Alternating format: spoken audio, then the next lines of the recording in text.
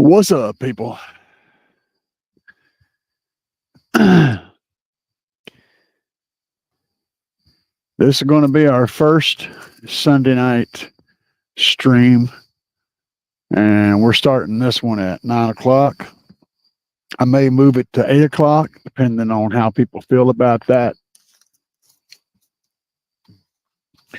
But I wanted to try it first at 9. So a little bit on the late side, and I understand that. But again, that's why we're test driving this. I'm also going to be doing streaming from a studio inside soon. I don't have the stuff set up to. I had it set up, but then I had some computer issues, so that's going to get put on hold for a minute, and then hopefully we can get that straightened out, and we can do some live streams from inside because it's going to get cold, in the next couple of months, and outside streams are not going to be ideal. So.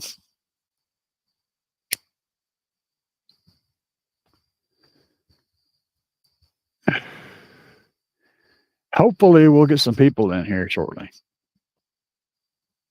I don't know. I'm not sure if the stream is actually doing its thing today. So, and I struggle with this whole operation. I'm doing the best I can to keep it working. It's like somebody showed up, and I'm on schedule. So I think I'm a minute or so ahead of schedule.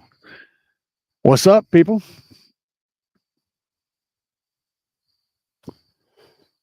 We're streaming outside tonight.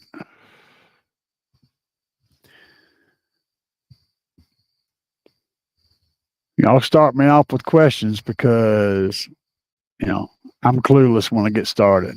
Things warm up, everything gets a little better. But when I first start out, I'm always sitting there looking stupid. Yeah, I'm trying to figure out the timing on the stream. And I think Sunday is going to be a good day for us, but it may start earlier. So 9 o'clock's a little bit late. I don't know how people feel about that. If you guys are jamming with the 9 o'clock time, that's good. If y'all would rather me do it earlier, that's also good. I need a general consensus as to what time is going to be the best for folks to be able to enjoy the stream. The least inconvenient time. That's what I'm looking for.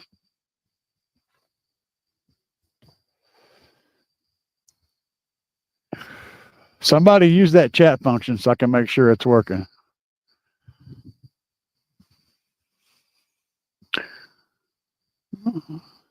Else I'll start pushing buttons, and y'all know how bad I break things when I start pushing buttons.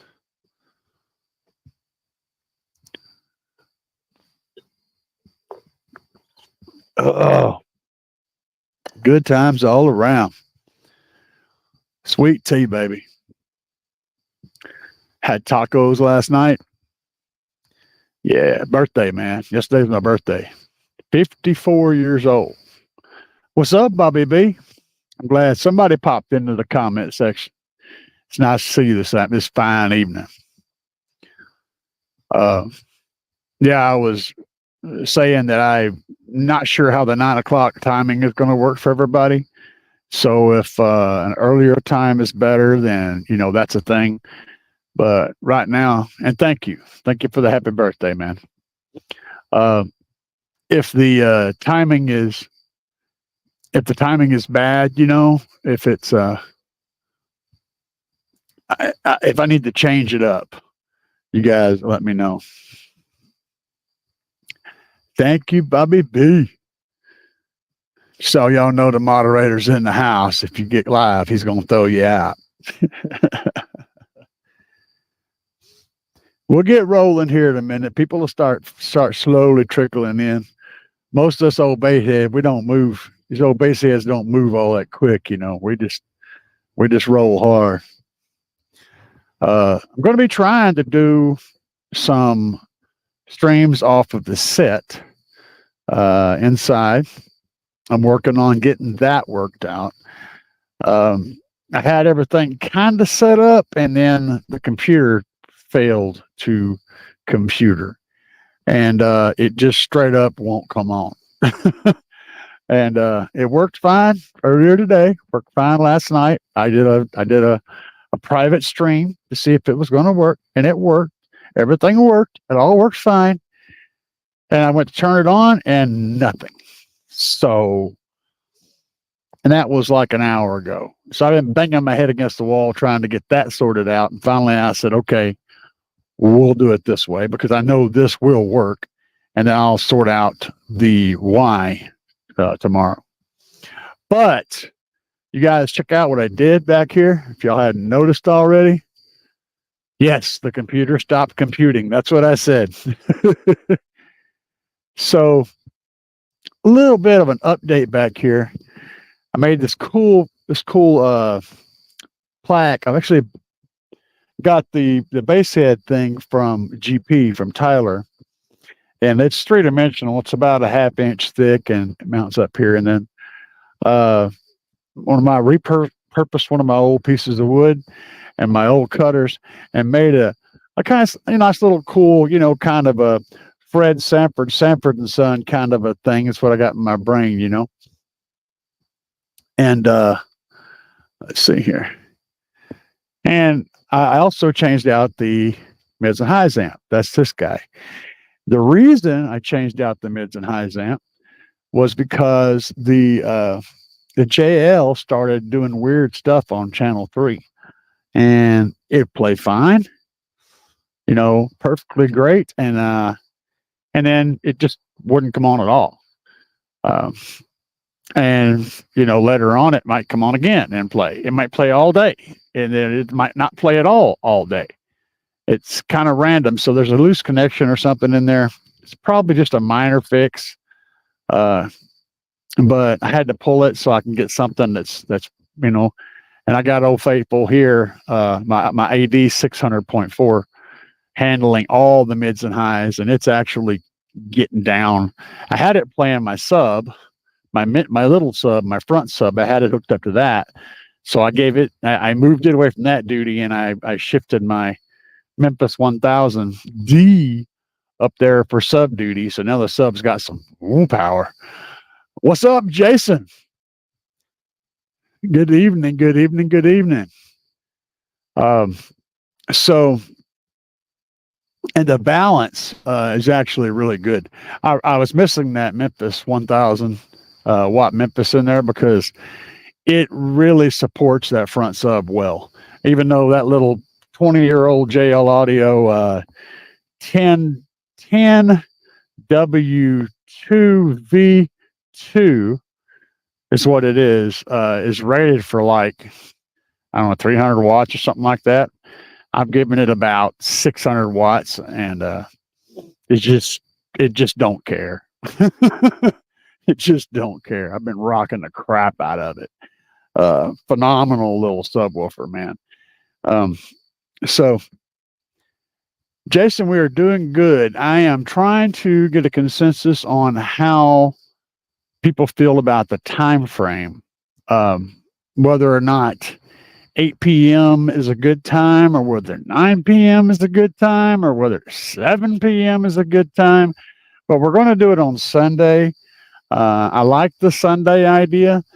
I just want to get a time scheduled. And right now we're trying 9. So I need to know how you guys feel about that and what what the general consensus is at the time frame. So it's one of those shows, man. And there's not a lot of people in here tonight, so that's the thing. It's going to be more of a chilled out thing, man. It is what it is. But I don't have much of a topic list today, so I was hoping for questions because that's how I generally function, is with outside input.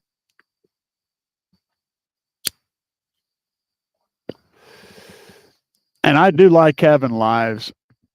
You know, I if it's something that nobody cares about, yeah, I'll stop doing them. But I had fun every time we do a live. It usually winds up being fun. Starts off a little slow and then, you know, builds momentum over time. But if it gets to the point to where nobody's showing up, then I just won't do lives anymore. I mean, you know, I'm gonna sit out here and talk to myself. Speaker fatigue, fact or fiction? Fatigue, if it's I would say it's a fact, and under the right circumstances. If you have a habit of setting your subwoofer down on its face and storing it with the cone down, you will end up pushing the cone in slightly, and that'll cause it'll cause a memory to happen in your spider, and your coil will be not centered in its magnetic space, and it may or may not recover from that very well. It may overall damage the ability for it to really output and really do something. Now, the alternative is to mount it. Is to store it facing up. This is usually better. It's still going to cause some sag because the weight of the cone is just sitting there pushing down. It don't weigh much, but it is pushing down over time. Still, if you're going to store a woofer, a subwoofer, or any speaker for that matter, it's best if you put it in a bag and tie the bag up so that it's airtight and store it cone up. You'll end up with less problems that way. Or have it stored in a speaker box where it's actually sitting like this. But yeah, components that are supposed to stay centered over time, if they're not used, will uncenter, and that will cause issues. But as far as fatigue, other than that, really, it's just going, if you know, like play, using it and using it and using it and using it. The QR, the TS parameters are going to change over time, and they'll continue to change. And the speaker is going to typically get a lower and lower FS over time, up until the point to where it's just, you know, as low as it'll get. But for the most part, yes, it does. There is fatigue, but it's usually not destructive. It just changes things. So Jason says,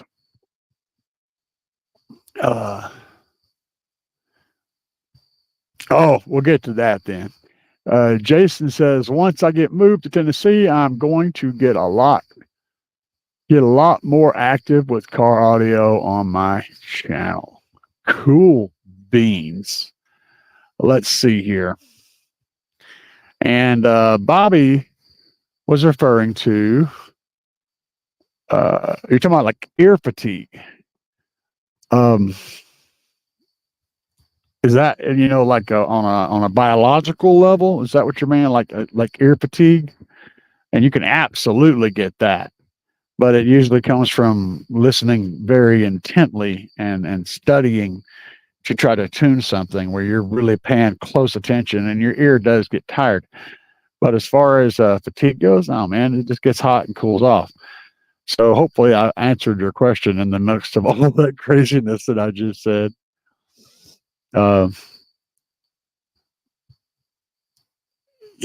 So Brad Lamb says, is there anything cheap that I can use for sound deadening? I have a 2000 Silverado and it rattles bad. Yes, depending on what's rattling and where it is and what you call cheap. There's several factors there, but one of those things is packing material, like the black closed cell foam that comes in a lot of packages, and you can use that to wedge in between two pieces of plastic or pieces of metal to create a cushiony spring in there, and that can eliminate a lot of rattles. You can, in fact, I've saved that stuff all the time. That closed cell, that black closed cell packing foam, I save that crap. Save it, because it works really good for sliding between panels and, and stopping rattles. As far as the stick-on type of thing, pretty much anything that's got any mass to it and it has a sticky surface costs a lot. So you can always attach things using double-sided tape to help mass load a panel, and that can help in some situations. But if you're trying to buy cheap sound deadener, check out Noico, Noico. Look for that gold film, and also Killmat. Those are two very inexpensive, adhesive-backed, heavy sound deadeners. So, and Bobby says, fade. Are you still referring to the speaker fatigue or fade? Yeah, there'll be some because of the heat, but not anything that's going to stick around. It should cool. Once it cools off, it'll immediately coming back. Jason Ewing says, I want to find an old station wagon like the one in National Lampoon's for a big sixth order build. Well, that station wagon was, I believe, and y'all, I'm going full tilt boogie here. I believe that was a mid-70s Ford, like a Ford LTD. If you want to be real specific, I believe it was like a Ford. It was something else. It was called something else, but it was basically modeled off of a Ford LTD wagon. If you're looking for an old school wagon to do a build in, though, I honestly would look for a Caprice Classic wagon. You're going to have it's going to come with that 350 V8 in it. A turbo 350 transmission or the turbo 400, and you're basically getting the police car drivetrain. It's a really solid, really reliable. So if you can find an old Caprice Classic wagon, that would be the best option for you. But yes, I'm down about some wagons. Bobby said, cool. Oh, gee. The roof, the whole cab now. Yes. Yeah. And Bobby Burkett says, be careful of deadening. Some have asphalt base. Yes. Bobby,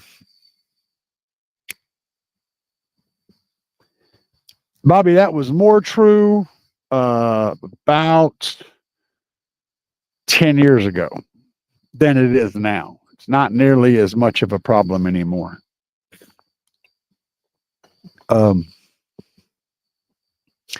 All you want to make sure is that the word butyl is in there. You don't want to see you want to see butyl used in the description. That's your cue, because that's the main material it's made out of. If that butyl word is in there, then it's not the asphalt based stuff. You can also, I used in my old Jeep Cherokee build. Yeah, see, I was right. 79 Ford LTD Country Squire wagon. Yes, I was right. I knew it was the 70s freaking LTD. In my old Cherokee build, I used Frost King duct. It was for heating and air. It was like a duct sealing stuff. It was maybe a foot wide, and it came on like a 16-foot roll. And I used that to deaden the whole thing. It was That was like $20 for a 16-foot roll, or $25 or something like that. And everyone, there was a lot of videos out about it. I made one, but that was on my old channel. I made the video and doing it. There was a lot of videos. People were saying good things and bad things. Oh my God, it's going to fall off. It's going to melt. It's going to stink. It's going to off gas. It's going to have all these problems. And I run that Cherokee with that Frost King stuff in there for 3 years. And it both sounded very, very well. And 2, it never fell off, nor did it ever smell. And that was going through winters and summers. So your results may vary, but I didn't have any issues with it. And like I said, it really wasn't. I mean, it was like a dollar and something a foot. That's what it was, and that's really inexpensive. Some of them pieces, for like the hardcore deadener, some of them pieces are like 16 square inches for like $25. So that's a big freaking jump right there. Jimmy Barrett says, duct tape and Pink Panther installation to an extent. It has to have some mass to it, or it's not going to actually change the resonant frequency of the panel you're trying to deaden. It needs mass. Jimmy says, I've got a 2002 Suburban with a stock alternator and an excess power D3400 Group 34 battery, and a JP630 Super Cap. Listen to install the JP23V2. What should I upgrade first, alternator or lithium? Okay. Let me go through this again so I can make sure I'm getting it all right. Got a bourbon with a stock alt, and you got a upgraded Group 34 and a Super Cap. All right. So to answer your question, it's going to depend on what's happening in your world, right? So it's like the easiest way I can answer it's how I answer this question a lot. If you notice your voltage is dropping rather quickly whenever you start cranking up, your voltage just dives, then it's a battery thing. You need more battery, which would be the lithium question, the lithium answer.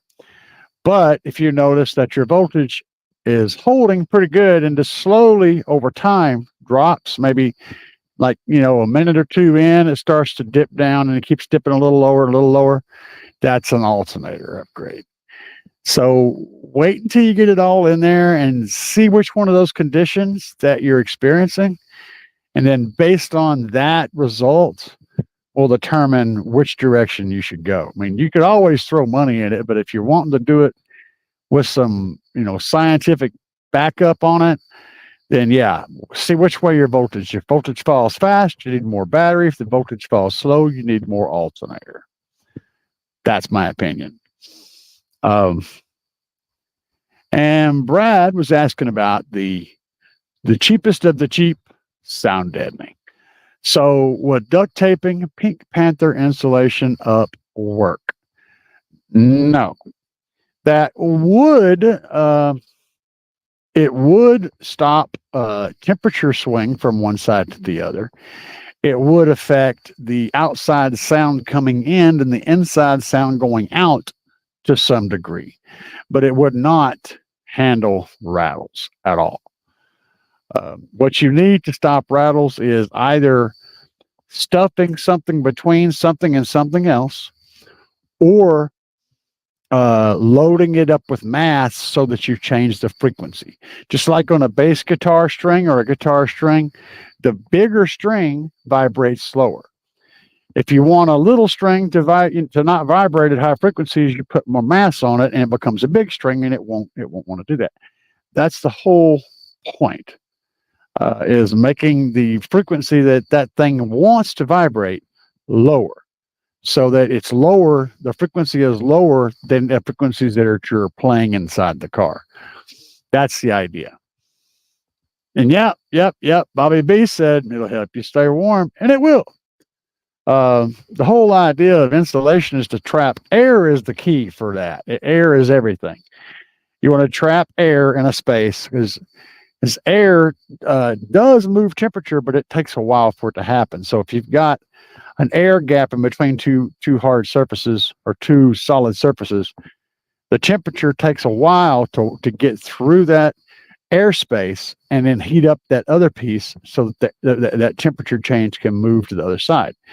So if it's cold outside and it's hot inside, you're trying to keep that cold outside, it takes longer for that panel to cool down enough to cool down the air inside enough to cool down this panel enough to get that, on the inside. And all insulation does is trap that air and keep it from moving around.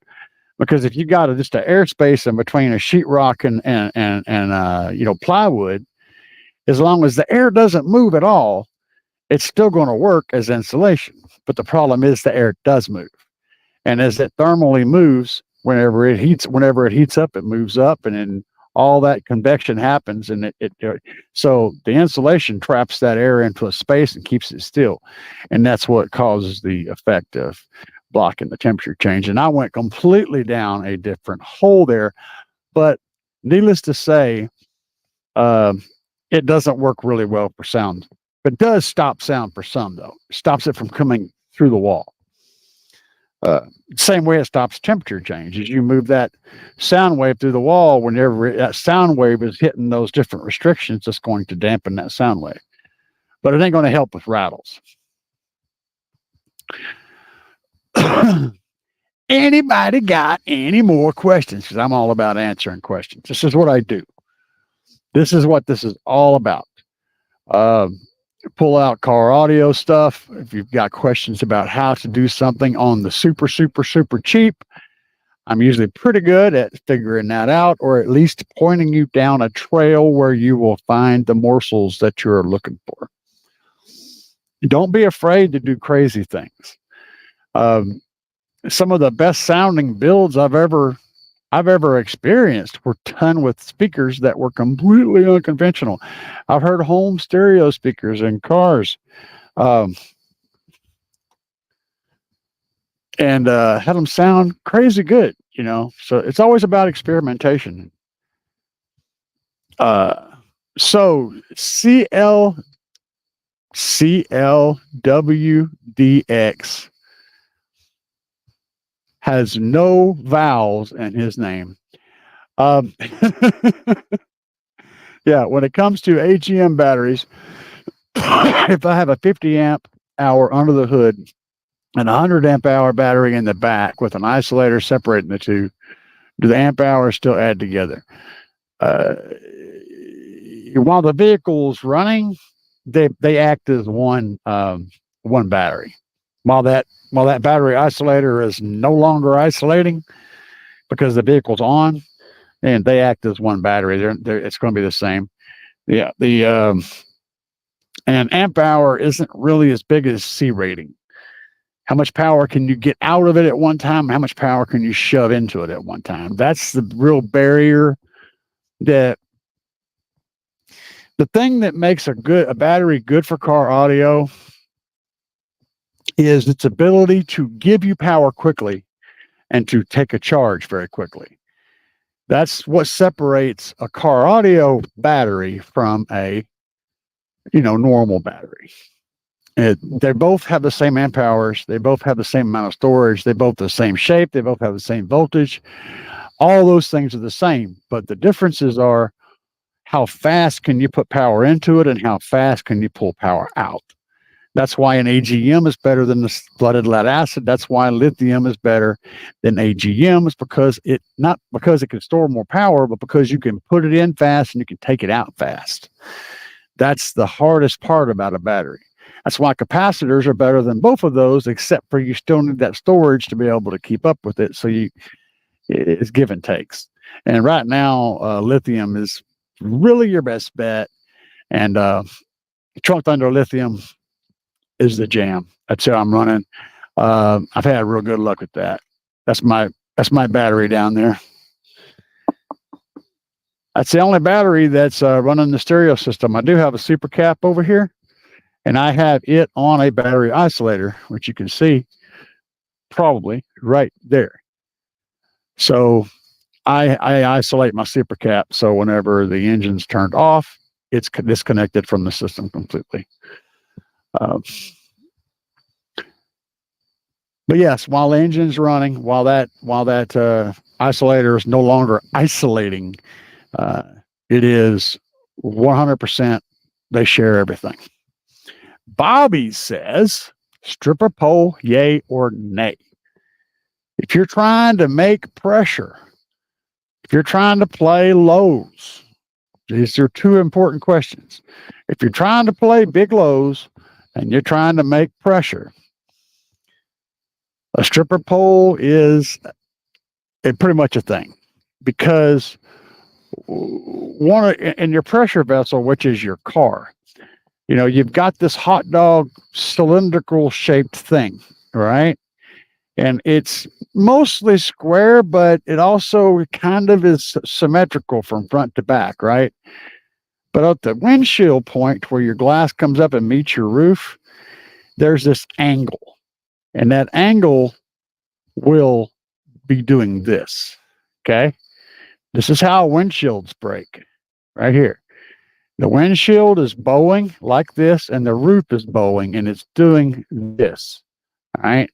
Well, that act of contorting that windshield and contorting that roof weakens the seal, breaks windows, and it also eats up all your sound pressure. So when you come in with a stripper pole and brace that point right there, now it can't do that. And all this energy that you were spending making the roof and the window do this, you're now getting to experience as bass and also as pressure on your sensor. So yeah, it really is a thing, because that's a weak spot, and that's about the only way to really support that.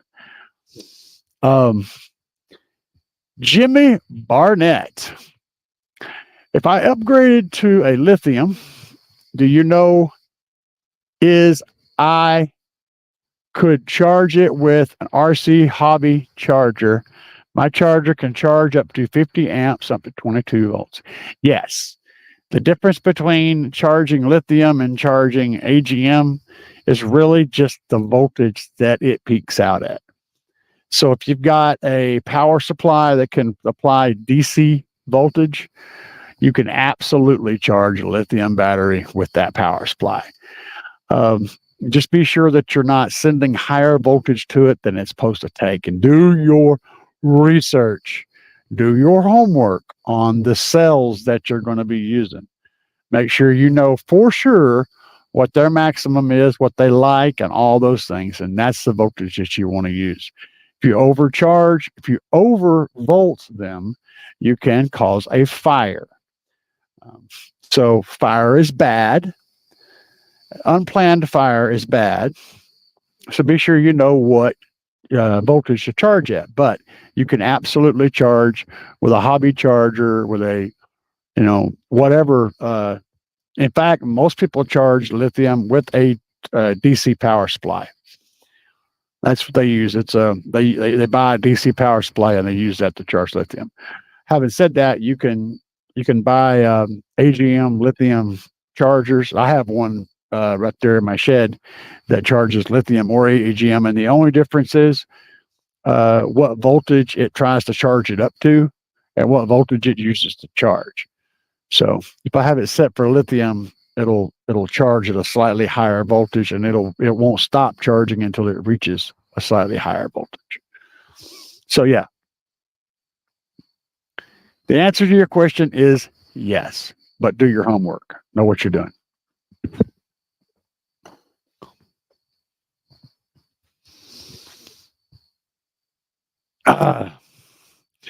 How do you go about preparing your lithium batteries for summertime? Not sure if you live in a place with hot summers. I live in Missouri.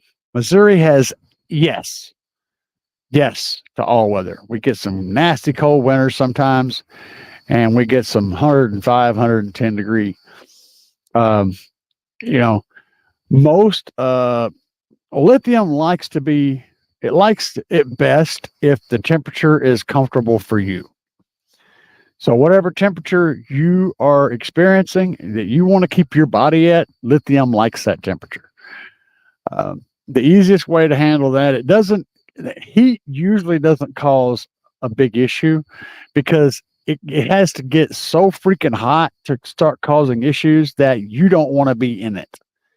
You know, if it's 140 degrees outside, the lithium's going to be working, it's going to be in trouble, but only if you're charging it. And if it's 140 degrees, you're not going to be where it is to be charging it. So the cold is more a problem. You know, we can get out in some really cold weather. So cold can be more of a problem than heat. But just put it somewhere where it's getting air conditioned like you are, or it's at least not sitting in the sun, you know. Just treat it like a person, like a dog. Put it where a dog would be, the doghouse in the shade, you know.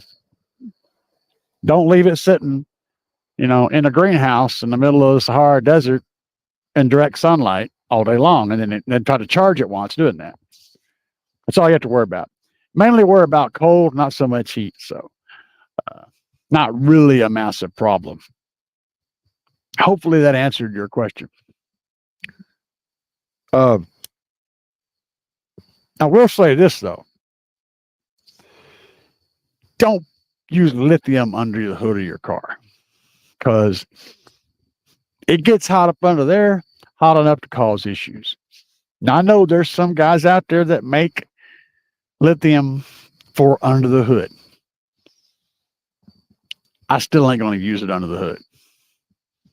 No, it's not my jam. You do what you want to do. If it says it's designed for it, Bob's your uncle. Moto Anarchy is using one under the hood, and so far everything's good. But I just don't like that idea. I don't like that. I don't like that idea. Yes. Jimmy Barrett says, so the Trunk Thunder Lithium have a built-in balancer. Yes. Not only does it have a built-in balancer, but it has a medical grade built-in balancer, which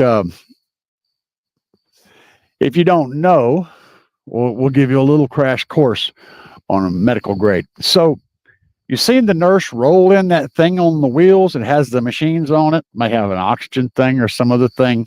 It's just a little cart and it's got a device on it. And she rolls it into the hospital room, right? Plugs it into the wall. Well, on the bottom of that cart is batteries. They used to be AGM. Now they're lithium.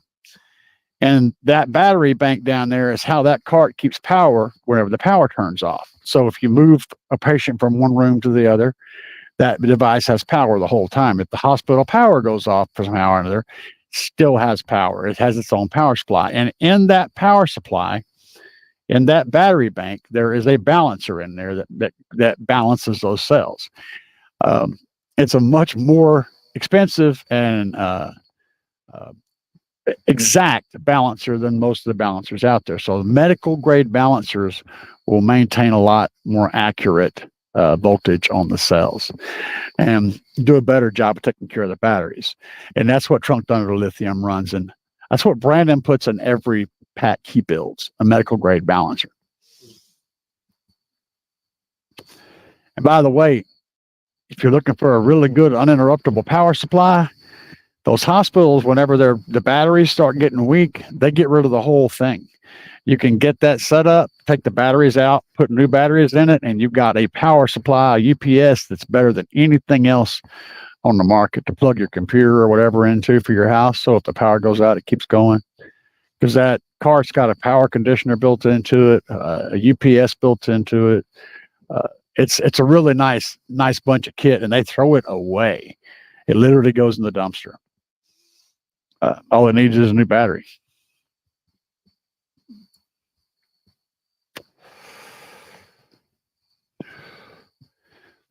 Did you guys see my no diggity video I uploaded? No valves.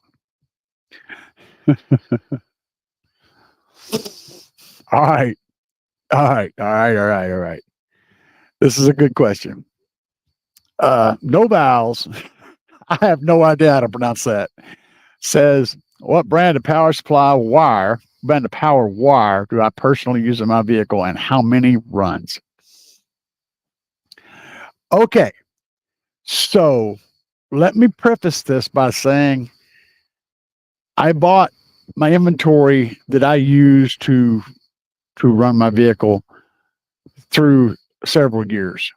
Okay, so there was lots of learning involved and lots of different things. So I ended up kind of picking up a Cabbage Patch quilt kind of a thing going on for power wire. Having said that, I'm running a collage of different things. I've got 2 alt gauge welding wire runs that run from the front, from the alternator. They run from the alternator to the front fuses. Then those alt gauge welding wire, 2 runs positive, go under the vehicle, come up under the back seat, run through 2 more fuses once they re-enter the body into the cabin. And then they pick up there and run to right here. At that point, I have GP America series wire, alt gauge, 2 alt gauge running to the battery and then off to the amplifier. And I have 2 runs of GP diamond wire that run here and pick up the America series running to the amplifier. So, and then I've got some pieces of all kinds of stuff in there. So here, mostly I'm running GP America series and GP Diamond Edition and New Concepts Colossus Flex and some welding wire, mostly. Now, what would I recommend is a different story. So GP makes great wire. I absolutely don't have any problem recommending the GP wire, both the America series and the Diamond Edition. But if I buy any new wire, yeah, I like New Concepts too, Bobby. I do. I'm straight up going to buy welding wire from this point on. And it's okay. You know, you guys noticed that I'm wearing a Big Jeff shirt, right? I am affiliated with Big Jeff. I'm affiliated with, to some degree, with GP Car Audio and several other companies, all of which sell lots of audio wire. And I don't have any problem with that. But if I'm picking my battles, I have done multiple tests on wire, testing the durability of the jacket of the wire. And welding wire has an infinitely tougher jacket than any car audio power wire out there.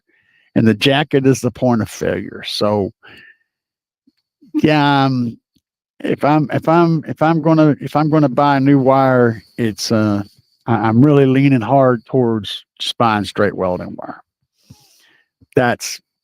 Hopefully that answers your question, man. Jimmy Barrett, what part of Missouri you from?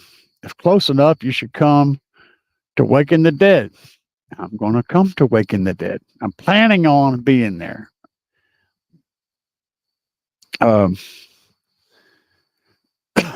not sure about the problem with that is I keep hearing different dates. I've heard the 12th, I've heard the 19th, I've heard the 17th. I don't know when it is. But I'm really wanting to go. I just, so yeah, it's not too far. I grew up down there in that area too. So if it's the 19th officially, then we'll jam at that. Bobby said he got lucky and got the New Concepts for free. Yes, the America series is a double lined. That's what the America series is. It's double lined PVC. It's good stuff. Um, and yes, it is a good solid. It's got a good abrasion rating. None of them have a real high temperature rating though, and I mean I say high, I mean hot. But and you may say, well, why do I need to be able to handle 1,000 degrees? You don't. But if it can, it makes me happy. And welding wire can handle 1,000 degrees. Audio wire turns into goo at half that temperature. Um, I don't need the wire to be able to handle 1,000 degrees, but if this wire handles 1,000 degrees and this wire doesn't, you get my meaning, right? Um, but it is what it is. Jimmy says it is in fact the 19th of October, and it is in fact in Jonesboro. Is it like a fairgrounds run or something? Because I keep trying to look it up, and I get's like the last 2 or 3 years, and there's nothing current. It's a bunch of old stuff. Yeah, and you're absolutely right, Bobby. Build it once and done. That's true as far as the foundation, right? Because base heads, we never. The reason there's a tool here is because we're never done. That's what I'm trying to say with my sign. We're never done. There's tools ready to go because you're always working on the rig. You're always trying to improve it, trying to make it louder, trying to fix this, fix that, change it up. You just can't stop tinkering with it. So while what Bobby's saying is absolutely true, I would say that for the foundation of the system, the part that you don't want, the part that you're going to bury, the part that you're going to bury below everything else, and you don't want to have to go back in there, that stuff, you want to make it solid. You want to make it overkill.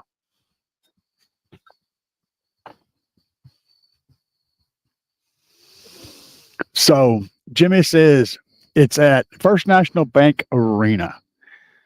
That sounds fun. So it's going to be one of those where most everybody's going to be parked outside in the parking lot, and then, a whole bunch of people are going to be paying a whole lot of money to get inside and park inside the arena. And I'm most likely going to be parked 40 acres away from the arena and then just walking around in the arena. I get it. It's a cool kids on the inside, broke asses on the outside, and I'm going to be in the broke ass group. Yeah. But it's still something I'm considering. I don't know. I don't like really big events. So it's all outside. Interesting. I'm not a big fan of huge events. I'm more of a middle-sized to small event kind of guy. But it is what it is. I don't like really big crowds. That speaker is power. Can't stop playing with it. Yeah. I know. It's an illness that we have, Bobby. It's a disease, man. It's an addiction. It's like bass crack.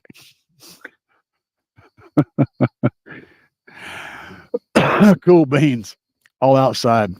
I will dig into it more. I'm planning on trying to go. I really want to go because it sounds like fun. My wife's agreed to it. She's going to go, and that's not easy getting my wife to agree to go to something like that. But, hey, I went and rode the train in Branson with her, and we went to the Titanic Museum and all that. So I guess she owes me, which I got a kick out of that stuff too. You guys, the Titanic Museum is okay. I mean, it's cheesy, but it's okay. The train was actually pretty cool, but it's more about the history of the train than the train ride. So just know that the train ride goes out, comes back, and but all those cars are super old, and so it's really kind of cool. The Branson Scenic Railways. Yeah. If you're history buff, it's cool. And I know, I go, I see a squirrel and I chase it. It is what it is, man. Um, I go off. My subject matter changes constantly. Unless you guys lead me down a path, I'm going to ramble all over the place. I am pleased that my audio was working tonight because I've been shooting. I use this kit for videos, and sometimes it just randomly stops audioing, and I have no idea why. But while I got you guys in here,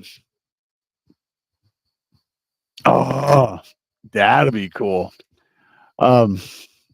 Bobby says, "Yeah, I want to take wife on the Grand Canyon train ride. That'd be cool." You know what? There's also the helicopter tour out there too, and Branson has one of those as well. I've never been on it, but everyone that's been up in that says it's freaking great. So consider that jam.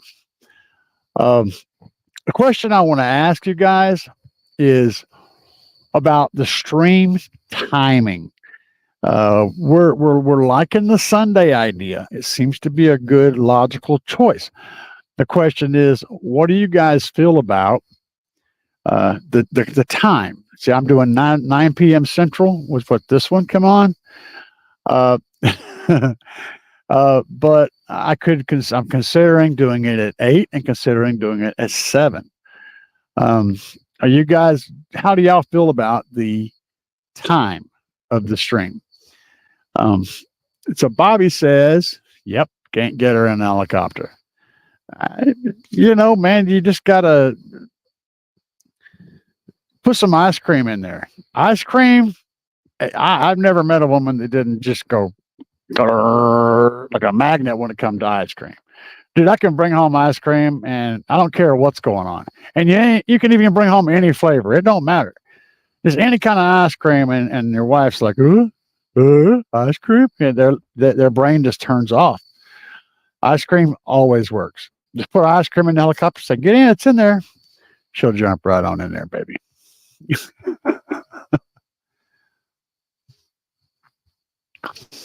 Earlier would be better. Okay. Taking that input. So like 7 p.m. Central. The reason I went to initially at 9 p.m. was I wanted to allow my wife time to go to bed before I started the stream. And that's why I chose that time. But she usually goes to bed by about 7 anyway. So even if I'm doing it on the inside, I could still stream it that early. And Jimmy says Sunday at 8 or 9 is great. Now, we're also referring to Central Time, so keep that in mind. If you live in Australia, it's not going to be the same.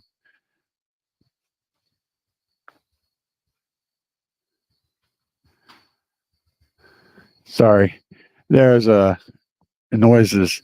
The guys over here across the street in Pits and Grills are cooking barbecue, baked beans, freaking a whole big spread. They're catering a thing. They're catering a thing tomorrow, a big, huge thing for somebody. And I saw them pulling big, huge pans of freaking baked beans. And I mean, they looked so good. They're doing all the pork and the brisket. And, yeah, they're smoking all kind of stuff over there. And they're going late into the night. So yeah, it's the jam. Yeah, I live next door to a place that makes food that makes you want to kill people to get it. I can go get some though. That's what happens. When you're good people and you make friends, it's always good. I can just go and say, "Man, ship me a little something, you know." Give me a little something. But yeah, they sell grills and they also do catering and stuff. Pretty cool, right? And I know y'all are thinking about baked beans now. Yeah. They had that nice layer of brown sugar on the top, where they're all like caramelized on. Yeah. Smoking baked beans. You know that's good. So Bobby says a little earlier, and Jimmy says a little earlier, not as early as Bobby. He's like 8, and Bobby's thinking 7. Okay. I'm just watching for different votes. I want to kind of get a little bit of a, because you guys, the ones that are on the stream right now, are the ones I'm interested in listening to. You guys showed up for this stream. You're the ones that are going to help steer me in the direction that I'm going to go in the future. You know, that's just how my brain works. You guys get the vote, and I'm doing it informally. So I wonder. I could walk over there, but I don't want to freak them out. I could take you guys with me. I can go stalk the smoker. But yeah, they loaded up. They unloaded up 2 vehicles. Like pulled up they had a van. They loaded it up and it left. And they had another vehicle up and they're loading that sucker. Yeah, they smoking some food, baby. I don't know how many people they're feeding, but I guarantee you it's in the hundreds. Like I saw like 5 or 6 of those, 6-inch, big, huge pans full of baked beans. That's just, I saw that. Jimmy says 7 is great too. Sweet, sweet, sweet. Meeting consensus. People joining the stream. If you got any questions, be sure and ask those questions. Now is the time to ask those questions. Also consider that we are discussing the potential timing for the regular stream. Right now it's set at 9 p.m., but we're considering moving it to 7 or 8. So if you find that you would rather have the stream start earlier, now's the time to speak up. And we're talking about Central Time here. So if you live in Tokyo or Australia, you'll have to adjust your suggestion to meet Central Time, because I cannot compute that much computing.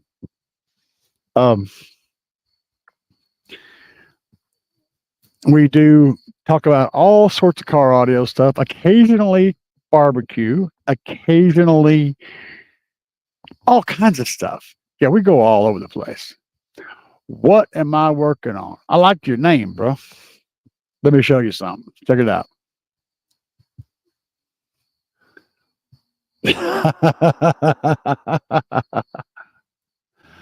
What am I working on right now? Nada. I was working on the Tahoe today, and I got it. Man, I did so much back here, and it sounds great. It really does. I've had to go. I've been chasing. Oh, of course it is. See. Yeah, I got you. Okay, boss. Right now, you see what I did? I'll show you what I did. Look. Yeah. Base head. Yeah, right. I have the 8600.4 power mids and highs, and I put that in, pulled out Darth Vader.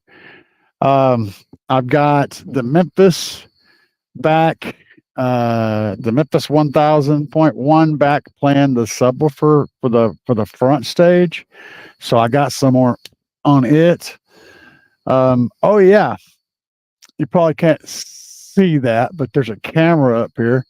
I've got a rear camera, got the rear camera thing going on. So that's cool.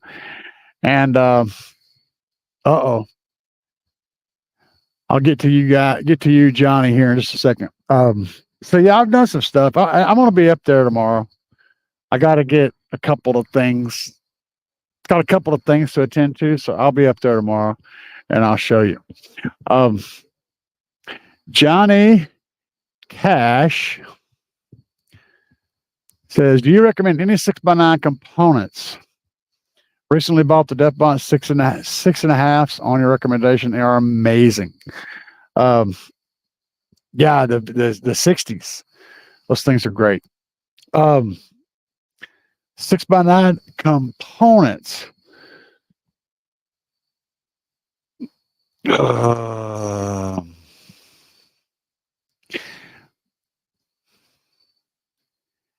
I believe, well, okay. That's kind of a weird spot. It's like a really accurate shotgun. Most people, sweet. Most people that are after components typically steer away from 6x9s. I like 6x9s, but I also like coaxial drivers. If I'm being honest, and depending on what you're trying to do, if you're trying to get lots and lots of volume, lots of oomph, and the Type R has a 6x9. You can usually catch the 6x9s on sale at most of your brick and mortar places. The Alpine Type R 6x9s. But if I'm straight up recommending the JBL Stadium, would be the ones I'll be looking at. Ain't nothing wrong with the K5 or the KS 6x9 component. Sure, the kicker has a nice set, and so does JL Audio. But I really have a thing for Type R's and JBL Stadiums when it comes to 6x9s specifically. If you're wanting to get crazy loud, Def-Bond actually has a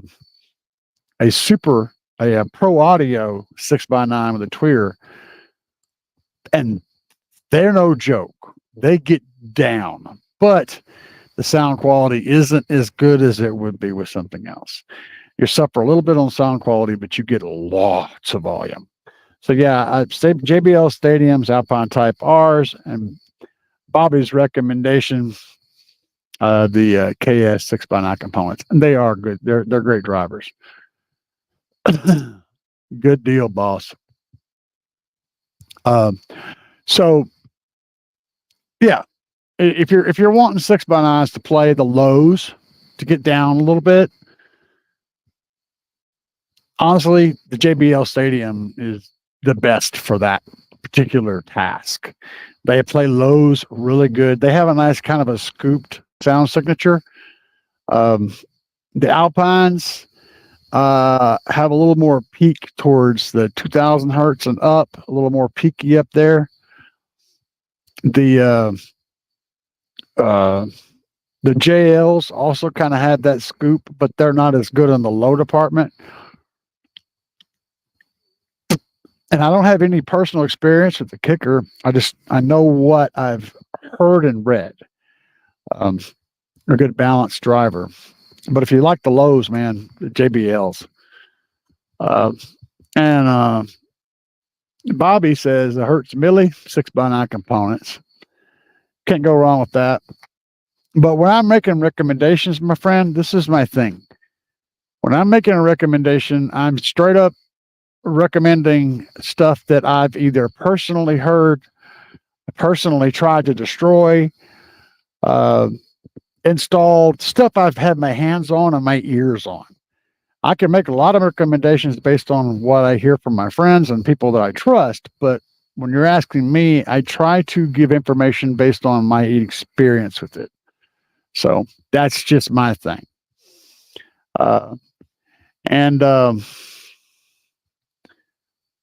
Yeah.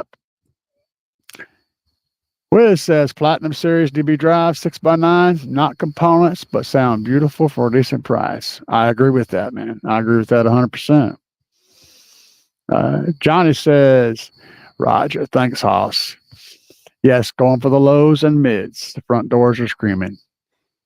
Yeah, go with the JBL Stadiums, man. Don't cringe too much at the price. The low frequencies they put up are really nice. They're really smooth. And Bobby says he's running all KS coaxials. I like coaxial drivers. I really, really do. When you're dealing with components, you have to time align and adjust and tweak them all to where the sound sounds like it's all coming from up here. It requires a lot to get that sound lined up, distance wise, time aligned, and tuned to where that image is where you want it. But when you're starting out with a coaxial, it's all starting out in the same place. The hardcore pinky snobs will say that the tweeter being mounted in front of the cone causes issues with the sound getting out of the cone. That's the big pushback towards going with components over coaxials. Is that tweeter or that mid or whatever it is being mounted in front of that cone deflects that sound and causes issues, messes up the sound. And it's fair enough, okay? But it also is replacing, it's giving you the stuff in the middle. Can I hear the difference between the two? If you put a perfectly lined up, there's not a lot of difference. And it's that Great Papon stuff, man. I'm telling you, it's not a lot of difference. I'd rather have the tweeter coming from the same location as the mid than and sacrifice that little bit of whatever's happening and get that all in one spot. That means more to me than having them both open so they can breathe. You know what I'm saying? That's just my opinion. I'd like all the sound coming from the same place. So Bobby says 3.5s in the dash and 6x9s in the doors. All 4 doors coaxial. 2010 Dodge Ram. You reminded me of a build I had a long time ago, Bobby, a Ford Ranger. And I actually had Earthquake 6.5s. I don't remember what they were. I had Earthquake coaxials in the doors. They were factory location. I can't remember what the factory spec was. I want to say they were 6.5s, but anyway, and they were made by Earthquake, and I had never heard of Earthquake back then. But the car audio shop that I went to, that's what they're carrying was primarily, and I was actually really impressed with them. That was one of the best sounding vehicles I've ever had. But the tweeters had a thermal cutoff on them, so once they got so hot, they would just turn off. And then after you turn the volume down a little bit and let them cool off, they would come back on. But so Jimmy says, not running 6x9s, but my Fosgate Power Series 6.5 in the front doors and Punch Series 6.5 and the rear doors, they scream. Yeah, good times all around, man. I have no problem. A good 6x9 to me, there's a lot of folks will be like, no, man, 6x9s, you got to put a plate in there and make that a 6.5 or something. I'm like, why sacrifice cone area? So the 6x9, doesn't move linearly or whatever. I can't hear it. All I hear is that it makes a little bit more bass. It makes bass better. That's all I can hear. The difference is that it makes a little bit more bass because it has more cone area. My brain works like that, right? If it doesn't make a funky sound that sounds like crap, I don't hear it. If the Grey Poupon is 2 days old instead of 1 day old, it still tastes like Grey Poupon to me. But I don't know, man. I've been fighting that battle forever. But the 6x9 has got significantly more cone area than a 6.5 does. That means it can reproduce the bass better.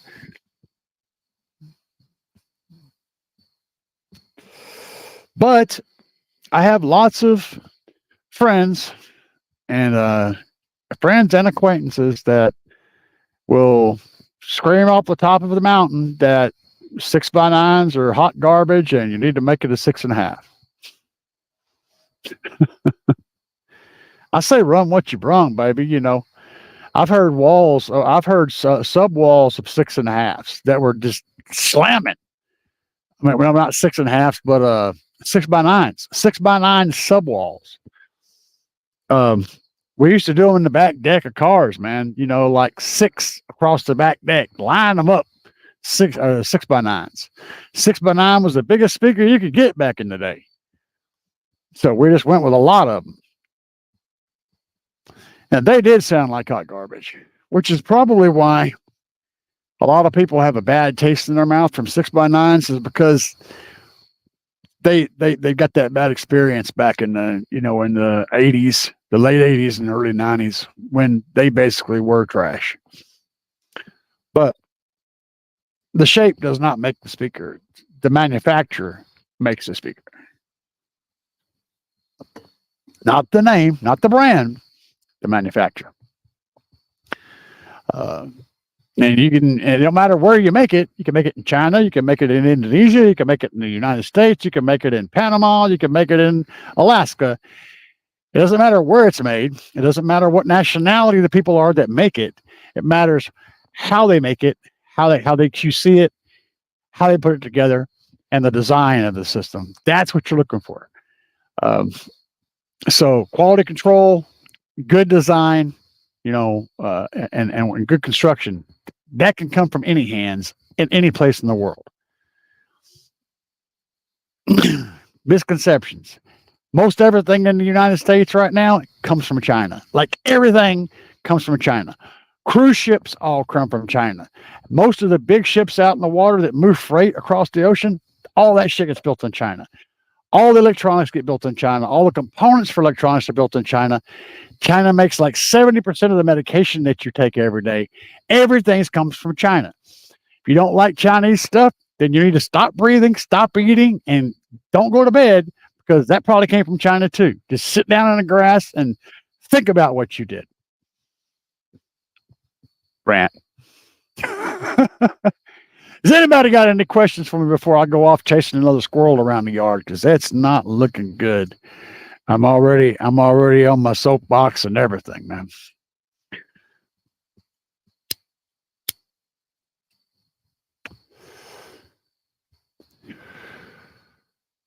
Questions. Get your thumbs. Do the thumb thing. You guys add in, chime in on whether you want to, you think I should run it at 7 p.m. on Sunday, 8 p.m. on Sunday, or 9 p.m. on Sunday, the live show. So far, we've got a couple of 7 p.m.s. We got some agreements on that. So if you like 7 p.m., 8 p.m., or 9 p.m., throw it in the chat so I can get those votes. I'm counting votes from people that are actually in the live stream tonight. That's the ones I'm interested in, because you guys are here.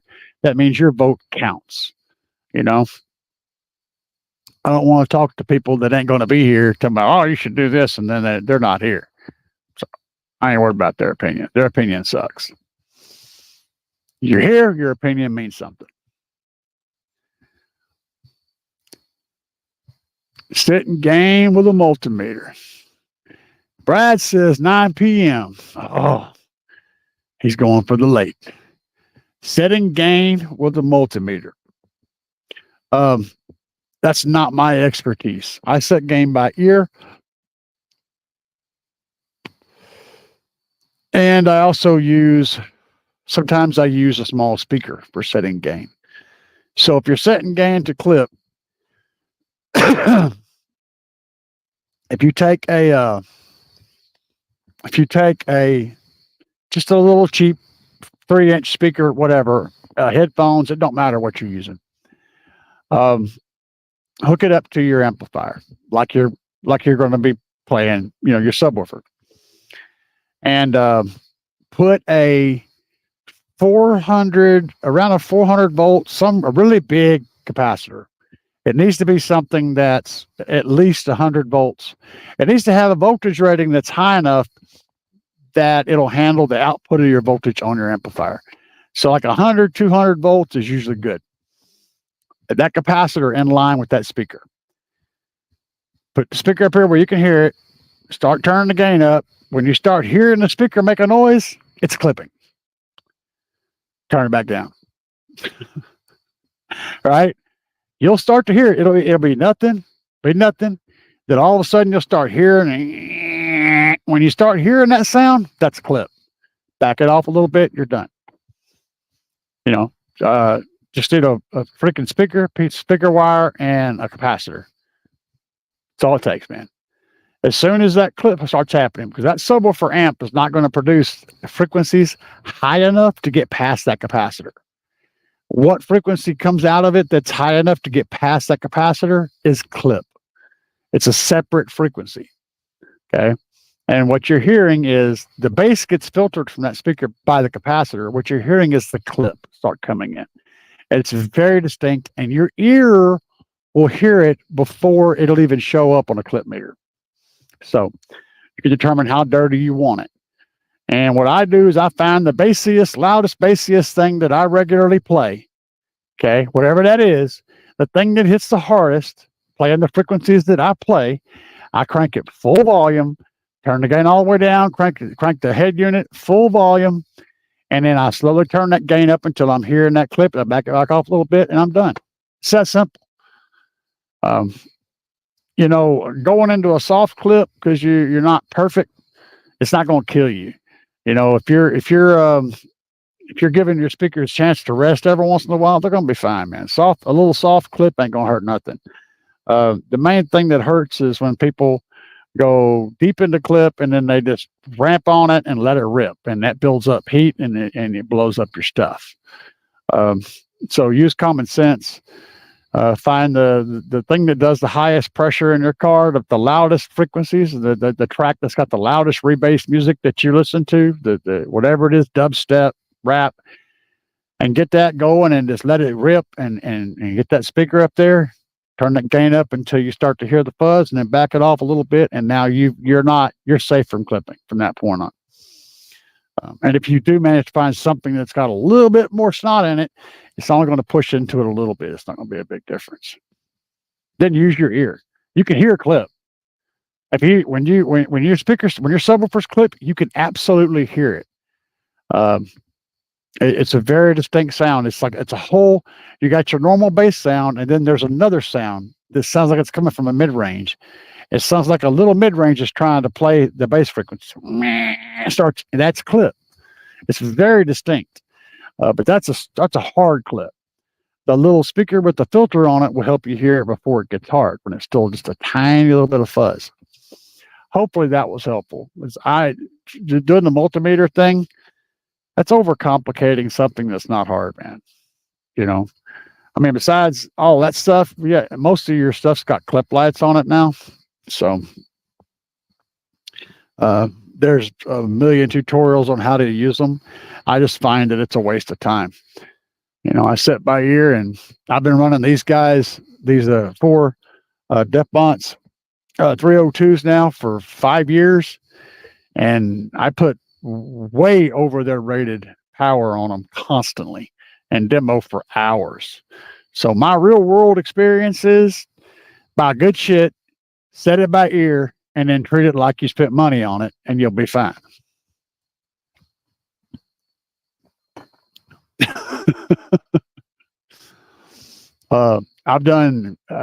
We've had our events sometimes will last 8-9 hours. I'll be out there demoing for, an hour at a time, just back to back. People coming in, giving it, 90% power, just giving it the beans. Back to back people, in and out, in and out, in and out. That's the kind of stuff that kills subwoofers. And like I said, these guys are almost 5 years old now. Same cones, same voice coils, same everything. So I'm not talking out of my ass. I'm speaking from experience. And yeah, just use a little speaker, little capacitor, plug it in like you're plugging anything else. Try it on an amplifier. Just test it yourself. Just get you an amplifier, plug a speaker into it with a little capacitor in it, start turning the gain up. You'll hear it. You'll hear the clip. Anybody else got any questions? Oh, if you're using a capacitor, see, this is the thing. That capacitor stops all the frequency from getting to them that would normally go into the subwoofer. The capacitor blocks all that voltage because it is the frequency that voltage is coming in is lower than the capacitor will let through. Anything that gets through is clip.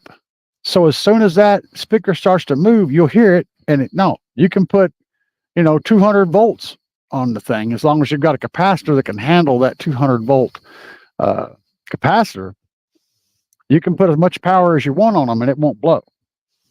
You could do it. You can do this with a pair of headphones, or a little tiny, you can do it with a tweeter. You can hook up your 10,000 watt subwoofer amplifier to a freaking $20 tweeter and do the same thing. The capacitor blocks all the voltage until it gets to a high frequency. That high frequency, once you start hearing that, you stop. It's just a filter. It won't let it get through. It's crazy stuff. I've done it over and over again. I mean, I'm not talking out of my ass. This is stuff I've done. So I know it sounds crazy, but yes, you can do that. Yeah, 1,800 watts going to two 1,500 watt RMS subs. Excellent. That's a nice combo. Maybe a little low on power. So the reason why being low on power is bad is because if you're low on power, you'll be inclined to push that gain up high and get into that dirt to get that extra power that you're missing because your amps are a little bit insufficient to handle what your subwoofers can take, right? So that's why being low on power is bad. It's because it makes you do stupid shit. But having said that, if you're still using your brain and you know that you can't do this to get that extra power, you got to hold back and you're just going to spend some money to do it later. If you're still using your brain, you'll be fine and it'll work fine. If you're looking for a good amplifier that would work well with two 1,500 watt RMS subs, look at an Orion XTR 2500.1. That's going to be capable of doing a lot more than what you've got, but it held back. It'll work great for what you've got. That amp's capable of producing 5,000-6,000 watts pretty easy. And the price is right. So 2500.1 Orion XTR 2500.1, badass amplifier. You could probably find one used too and get a good deal on it. So yes. Now the amp being too small won't hurt your subs, but the amp being small enough to make you do stupid shit will hurt your subs. Jimmy Barrett says, I'm looking at two DeFbonce 272s or two DD Audio 612. I do not have any experience with the DD 612s. The 272s are going to be 2.7 inch voice coil, like the ones I've got are the 302s. Man, I'm just gonna say I would immediately take the DeFbonce subs. I wouldn't even be studying anything else. If you're looking at something in that price bracket, that's going to be the jam, because I've already punched and kicked and drugged the similar sub through the mud for years. I'm 100% going to recommend the DeFbonce. Yeah. Just saying, man.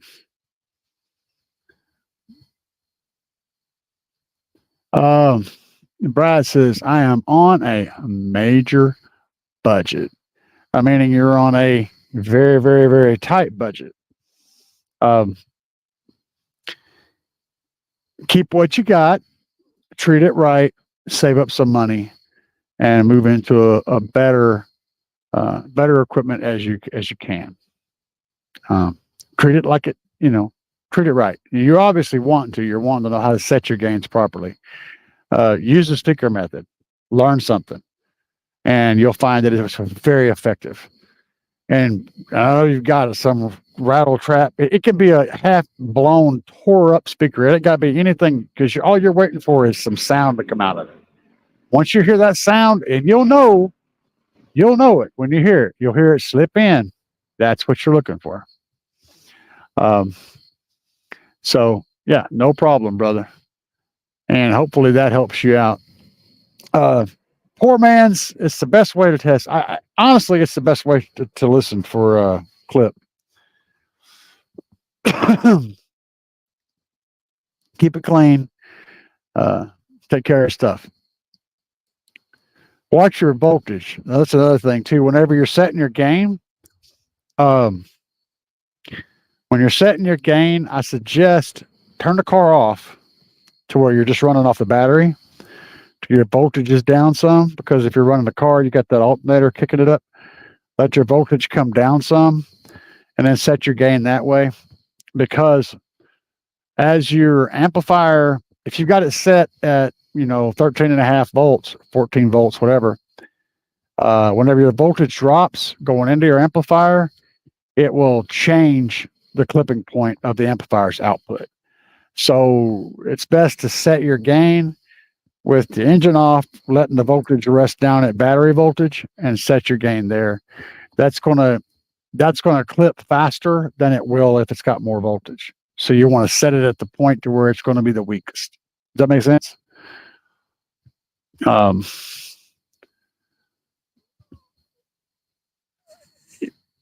Decent amp, they're just inefficient.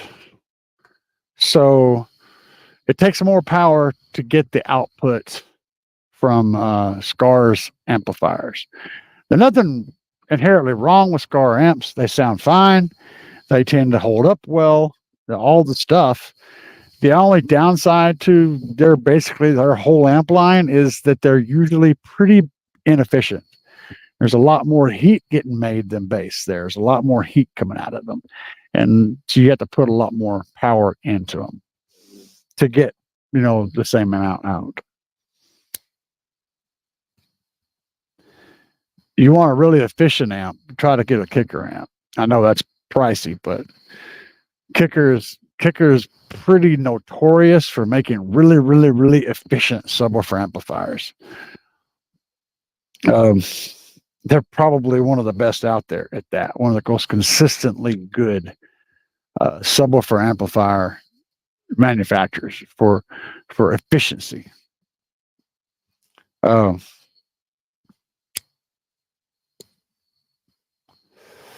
in that particular range of power, that's what I'd be looking at. Save your money up and get a good, 2,500 or 3,000 watt kicker amplifier. Look into it, save up for it. Get something that's going to last and hold up. Has anybody else got any questions? Or Brad, do you have any other questions? I will be glad to answer. This is when you get to ask the questions right now. If you can get the Scar amp really cheap, go ahead, jump on it. If nothing else, you can turn around and flip it. You know what I'm saying? If you get it really cheap, it's a good investment. You can turn around and flip it. Once you use it for a while, flip it.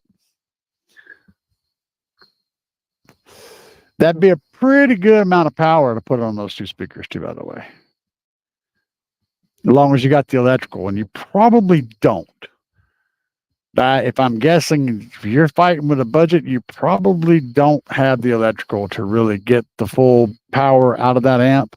but you'll get enough to drive your 2 speakers. So you're gonna wind up needing to get some lithium and stuff too to give you some backbone to your system, because you're probably running a stock alternator, probably running the factory battery, maybe an extra battery. That's just a guess. Let's see. I'm waiting to see what you got. Yep. See, 100.5. Yeah. Well, I don't. Yeah, that's reasonable. Yeah, you could probably get that back out of it if you had to sell it. You know. Like I said, consider that before you buy. Can I flip this for this price? At least get my money back out of it? Probably. So yeah, that's reasonable, man. I'd grab that if you got it. You're also going to be worried about getting more battery, probably upgrading your alternator. You're in that power range where you're starting to go past what a couple of AGMs can handle. But unfortunately, you're stepping into some high dollar batteries at that point compared to what your budget is. You know. Oh, you do have okay. You're jamming, baby. You're good. You're good. Now that I see what you said. Back. Bobby says he's back. Ate dinner. Man, you don't need food. Me and you both need to stay away from that damn table.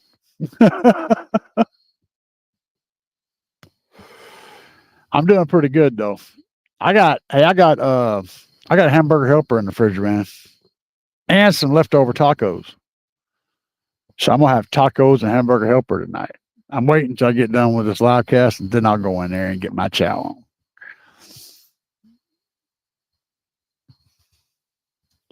on. No. Do my ears hurt after playing my system loud? No, they do not. I'm not going to do anything that it causes me pain. In fact, one of the loudest vehicles I've ever been in was DJ Rustical's little Jeep. And he was playing somewhere in the neighborhood of 163 decibels. That makes your brain stop functioning correctly. Makes your eyeballs go all wiggly and wobbly, and can almost make you sick to your stomach, but it doesn't hurt your ears. If you're doing something that makes your ears hurt, stop. Stop that. Don't do that. You're going to be deaf. Bass doesn't do that. Mids and highs do. You turn those mids and highs down, enjoy that low frequency rumble, baby. You can get crazy with that.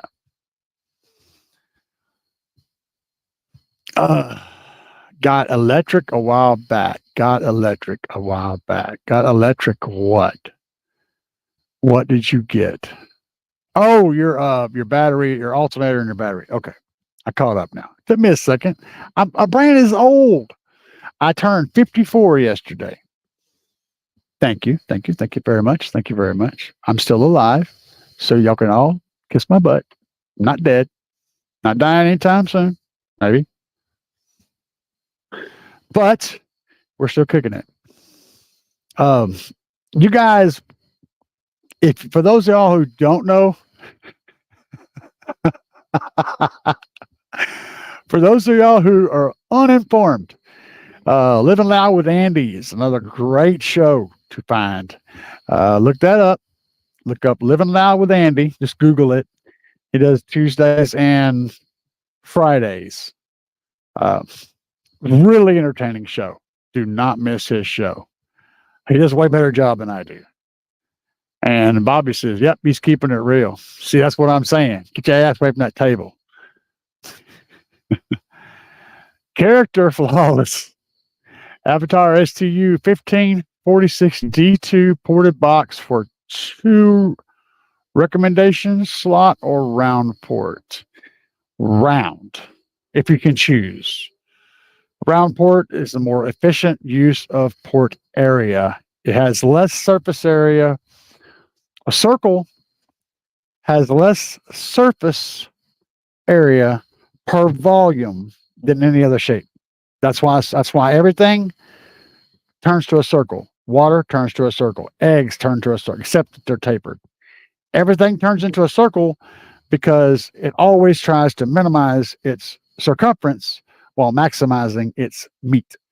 And with a port, a round port is going to give you more volume in the port with less surface area. Less surface area means less port noise. So if you can use it, if you have the ability to choose, a round port is going to be better than any other shape of port, period. And I also recommend going with a port that you can change. So Google big ass ports, BIGASSPORTS, big ass ports. Check them out. They got 3 or 4 different sizes. I'm running a 10-inch in my Tahoe. You can change the length of it, pull it out, and make it shorter and longer, and get that tune you're looking for, and figure out what you're doing. Having the adjustable port is a big freaking deal. It's a game changer. And thank you, Jimmy, for my happy belated birthday. Thank you very, very much. Bobby, I started a new diabetes medicine today. Went from whatever that word is to whatever that word is. Once a week injectable. That sounds expensive as hell. I'm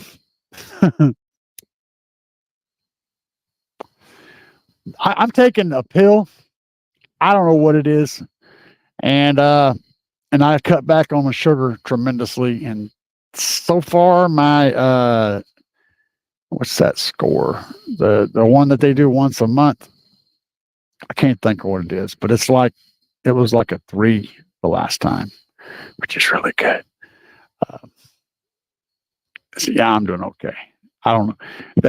Some of the medication they prescribe for diabetes is crazy expensive. I mean, like what the hell? You think I'm rich or something? KD says, "What's the most efficient subwoofer and amplifier I've ever run in the past?" Subwoofer and amplifier. Efficient.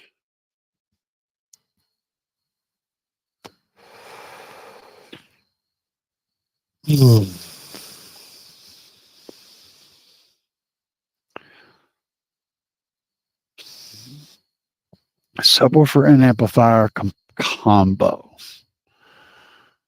The Kicker KXA, which they don't make anymore. Somewhere up in the mid 90s in efficiency. Really, really good. I also like JL amplifiers, mostly the older stuff, like the Slash series, the 1000/1 and the 500/1 and the 450/4. Really, really good amplifiers. Let's see. Metformin might. I think that's what I'm taking is metformin. I just remembered. Metformin. METFORMIN. You may not be able to take that shit, but it makes some people lose weight. Yeah. But I was trying to get mine. I didn't have no insurance. My shit was like $800. I was like, nope, that ain't gonna work. We're gonna try that again, baby.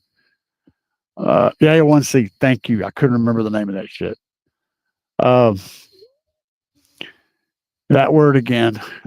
Daily, but my A1C was over 7. Yeah, my shit got up to like 11 or 12. Yeah.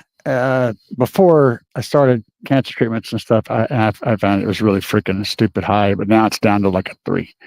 So yeah, I'm doing good off metformin. Tarek Williams, question. I have an electrical question. My issue is I'm trying to go to 5K. I have 3 AGM Stinger SPP 1300s and AGM Everstart under the hood. Never go around to my alternator as if yet. Never got around to the alternator. It's fairly new. That's not a question, but that's a statement. That's an entire statement. Here's the magic thing when it comes to AGM batteries, which is what you are running. You're running 4 AGMs from Stinger and 1 factory style under the hood. The thing about AGM is its resting voltage is around 12.7 volts, 12.6, 12.8, somewhere in that range. That means that no matter what voltage your alternator is putting out, your battery is not going to start doing a thing until it drops down to that resting voltage. So say your alternator is kicking out 13.5.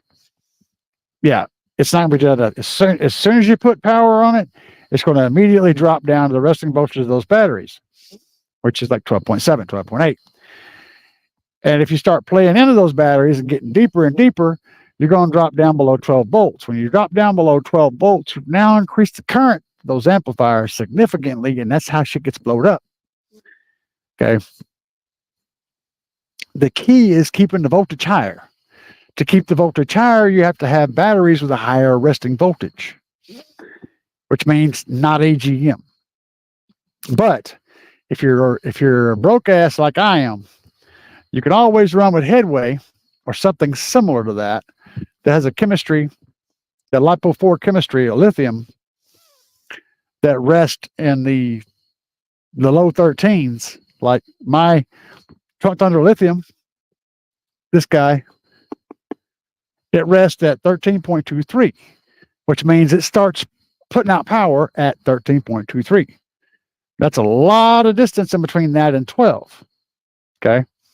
You can add that to your system, bring your voltage up a little bit, your resting voltage higher, and it'll help carry your stuff. The other thing that you want to look at is how fast it can take charge and how fast it can empty that charge. It doesn't matter how much it can store. It's how fast it can take it in and how fast it can kick it back out. Right? That's the magic when it comes to batteries and car audio, is getting power in them and getting power out of them as quickly as possible. That's why lithium is so popular, because you can shove it in and pull it out real quick. Like this battery right here will take in 400 amps pretty well constantly. Okay.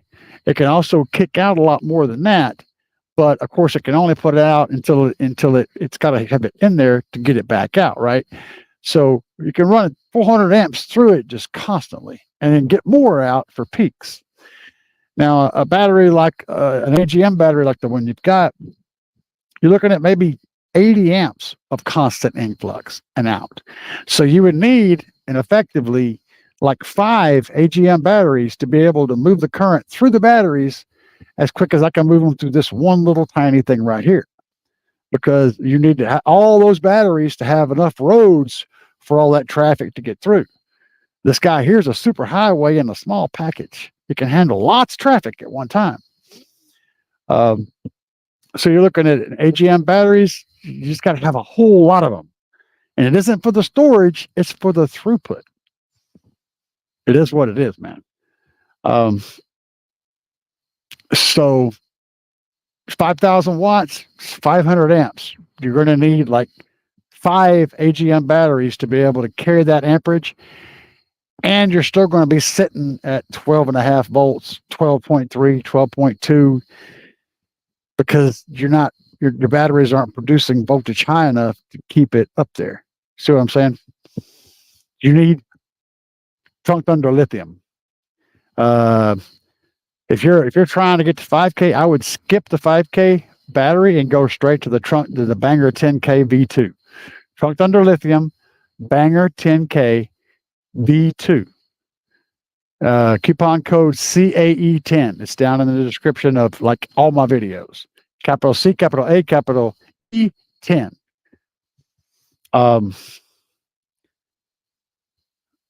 Metformin, yeah, you're already on metformin. I take one a day. It's currently supporting 2K on a Stepson and 700 watt kicker for his mids and highs.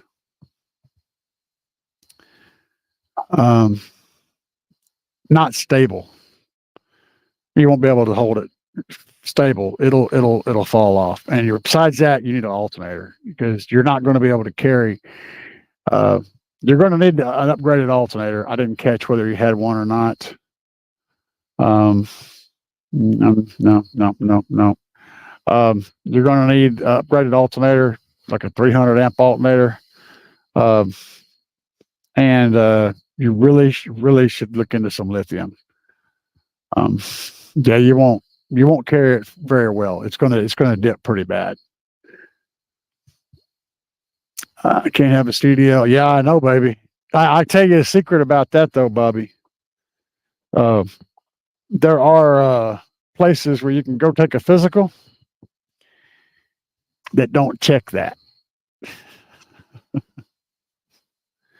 Yeah, you just got to ask around a little bit.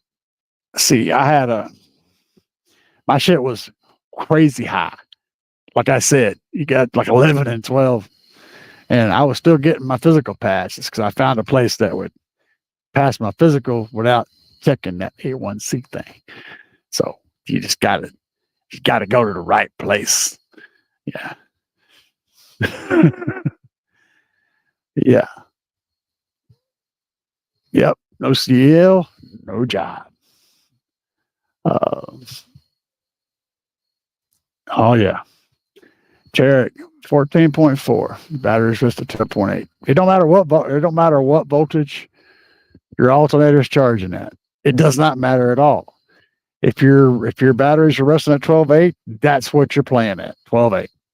As soon as you put enough power out of that system to power above the amperage that alternator's got to give, say if it's let's say it's a big one, say it's a 300 amp alternator. All right, you're pulling maybe 60 or 70 amps for your car.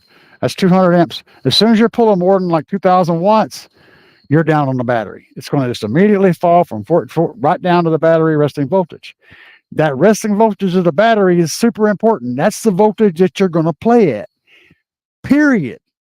No matter how many of them you have, you're going to play at that voltage. The higher you can get that, the better.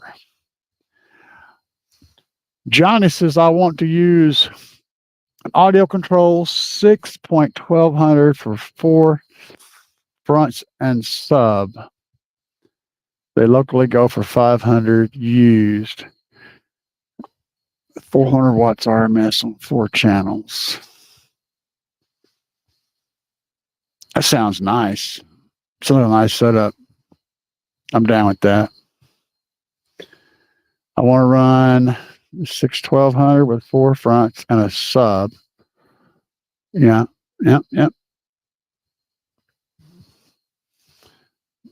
What sub would I look for? A 400 watt sub? Well, kind of depends on your vehicle. But I would look at I would go brick and mortar, find a place locally that has equipment, a store, buy a new sub. And I would look at depending on what you've got, your vehicle, I would look at like a 500 watt JL W2 or W3. If you've got a pickup truck, you might look at a thin one. They're pricey. But I would look at a JL W2 or a W3. They're usually around 500 watts RMS. Sound amazing. And you got a warranty with it. And if and when you blow it, you can go back and get another one. That would be my choice for that setup. And I love the way they sound. And if you're tight on space, I can't remember it's a TS3, I think, and a TS5. And JL's lineup. JL absolutely makes the best thin subs in the world, period, bar none. So if you've got a limited amount of space, going with the TS5 or the TS3 and the 10-inch or 12-inch version, depending on what you're working with, those are all excellent choices, but they're like $400 or $500 a piece. So keep that in mind. They're not cheap, but you're not going to ever find a better sounding small sub to fit in a tight space. So not knowing anything else, I'm giving you generic recommendation, but it's a solid recommendation. Uh, yeah, yeah, yeah, yeah. I said what I said, man. Bobby says, "I yeah, I have to go to a chiropractor." Good times, man. Oh man, Jimmy says, "Let me see here. I can't see. My eyeballs ain't working." Jimmy says, "C writing on trunk thunder lithium." I'm not sure. I don't know. I'm sure it's going to be like 20, but I'm not sure. It's very high. This battery will easily pump out 1,000 amps for several minutes, and it can take in uh, 800 amps for a short time, 400 amps for a long time. It's a very high C rating. I don't know what it is though. Honda Odyssey, Honda Odyssey, um, SUV. Yeah, get you a little JL. Look at one of JL's entry level 210 boxes or something like that. I think you'll be pleased with that. And Bobby says the comp bar. Yeah, and I agree, but I like JL's entry level stuff. That low watt stuff, I like it better than I do Kicker's entry level stuff. Just personal experience. Not dumping on Kicker. I just like JL's. That sound better. And yeah, they do the job. Whatever you can get the best deal on and get the best warranty on, that's a jam. Because they're all going to give you good performance. Uh, but get like a 500-watt sub or a combination of like 300 watts or something, depending on how much space you're willing to give up. But I recommend buying the sub in the box, like buying a Kicker in a Kicker box from Kicker, or buying a JL in a JL box from JL. The reason I'm saying this is because it's going to eliminate a lot of problems. You're going to get a sub box that's built specifically for that driver, and the overall experience is going to be better. If you're not wanting to put the money and time into designing or building custom things, this is going to net you the best result, especially because I know you're doing some kind of SQ thing going on with the equipment that you talked about. And you're going to be happier if you go that route. Plus, you have a warranty on all that shit. So that's why I said go to brick and mortar, buy the stuff that you're most likely going to mess up, buy it from brick and mortar. That way you can go up there and exchange it if you have a problem. Anyway, so what he says, Bobby says, I got 2 10-inch comp R's and a Fox-Box, all coaxials on JP95. Nice. Fox-Box is a great box. The only problem I have with buying those kind of setups like he's got is you're going to get a box that may be perfect or may be close or may not be close at all for the drivers that you're putting in it. And so if you don't know what you're doing, you can end up putting stuff together that just is not meant to go together, and you end up with shit. If you start out by buying a factory sub in a factory box, it's going to be very, very well matched for that box. So your brain doesn't have to do it. You just spend a little money and get it, you see. And then you have something that you can warranty and all that stuff too. So it's just a no-brainer to go that route. But yeah, Fox-Box is excellent. There's lots of really, really good prefab boxes. But as long as you're matching the driver to the box properly, everything is good. Bobby said it's tuned to 35 hertz. Bobby likes that high bass. That's high bass. At 35 hertz, I'm already trying. I'm like, that's the top. I'm up to highs. That's the highs, man. I'm getting upset when it goes to getting up that high, man. Oh yeah. And Bobby, you ain't lived until you've heard a JL stealth box in a pickup truck. I promise you, they're like $1,000 a piece. But once you have one, you will never go back to anything else. And you're trying to put a big sub in a small space, the stealth box sounds so good. And yeah, me too, Bobby. I'm more I'm like small S, small Q, big L.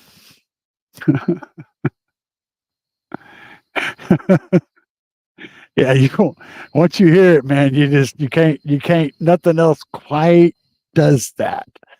It's like, how does that tiny little sub and that sealed box sound so good? Yeah, good stuff. Character Flawless says, to piggyback on the voltage topic, which I'm piggyback on everything, my friend. We've been talking about diabetes and barbecue. So we're all over the place. Would a 14-volt Excite be better than the 12-volt AGM for resting voltage? I'm not sure what an Excite is. How much voltage required in order to keep it charged? You only need about a half a volt higher charging than whatever the resting voltage is of whatever it is you're trying to charge. I don't know what an Excite is. I'm guessing it's a battery. And yes, higher resting voltage. The highest resting voltage you can get that's under the amount that you're charging by a little bit, perfect. That's what you want. It's going to perform better all the way around. You'll probably tell me what that means. Uh-oh. Okay, there we go. Big S, little Q.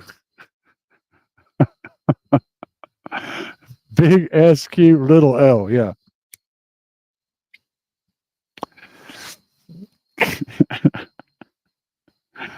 Well, yeah. I'm kind of the other way around. Now, having said that, you know what I was listening to today? Have y'all seen the video, the No Diggity video that I uploaded a little while ago?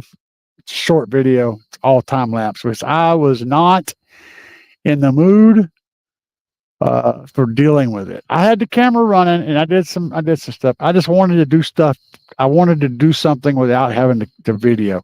And probably half of it I didn't even video at all. But when I was working on this.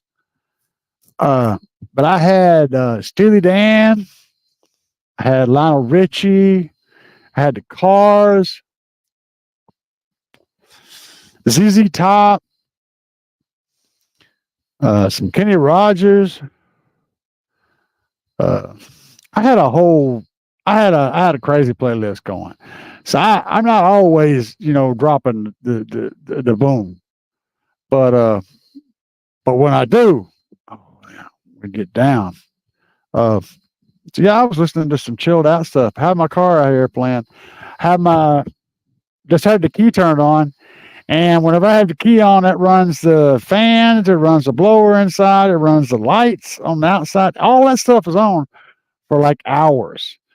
And that lithium battery just doesn't care. I'm listening to this stuff for hours with the key on, engine not running, and the voltage just stays. It's like, I don't know, man. I love my little trunk under lithium.